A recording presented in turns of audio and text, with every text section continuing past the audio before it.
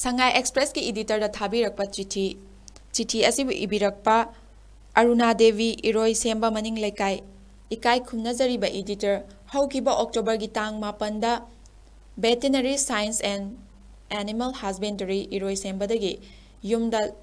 Loinana Bahaiduna Yenau Kunmapan Kak Lupa Nipu da Lejarubani Yenau Sing Asi Office Asigi Staff Amana Box Amada Hablaga Pibirakibani Yumda Yauraklaba Matungdadi Yenau Sing Adugi Manungda Yenau Karadi Pibam Tadaba Masa Sengdaba Makong Pakpanachingba Kara Yaurambadagi Matangi Numit Haibadi October gi tang tarada Office Asida Chatuna Office Asida Tabak Toba Staff Kayagi Manakta Changzaduna Wari Sanazaduna Fibam Chadraba Yenau Sing Asigi Mahuta Anoba Yenau Oina Pibinanaba Kanna Haijaki Adubu Yabiba Koba Laikide Apikpa Mawangda Isana ngamjagadaba mawangda yumda yen khara loijaraga sel khara tanjage khanjaba ayaki wakat asibu tabinaba miyoi amata office asida laikide aigi wakat asi tabibagi mahutta laikhraba yen sing hanba yade yaroi haina takpiraki ayhaknasu penjadaba amaga loinana October gi tang 10 dagi hauraga October thanung sigi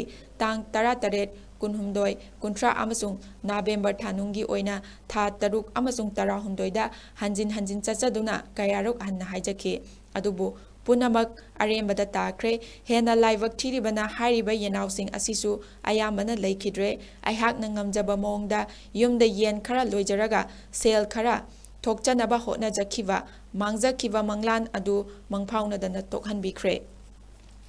Thaudok asigi matangda kanagumana haibibadi yai yenau khara adugibu thawoina karisu khalunu hoi chumi aigise yenau yambadi nate adubu aigi ifamda tawbirakhriba thawong asida pendabagi chithi asi ijarakpani aikhoi gumba yumda isagi ngamjagadaba mawongda yen khara loijaningbasingi mafamda office asina tawbirakhiba mawong matau asimadi khara nungai jamandabadagi ijarakpani aduga mari leinabasingi mafamda haijaninglibana matungdadi asigumba mawong asi yariba makai tawbiganu aikhoisu apikpa mawongda aikhoina ngamjagadaba mawongda yen khara loijaduna imung manungda mateng kharadang oirabasu pangba ngamjarabadi haina tawjabani karbar achauba tawbagi natte haiduna apikpa karbar tawribasingbu hantana khanbiba manaba niti niyam asimatadi penjade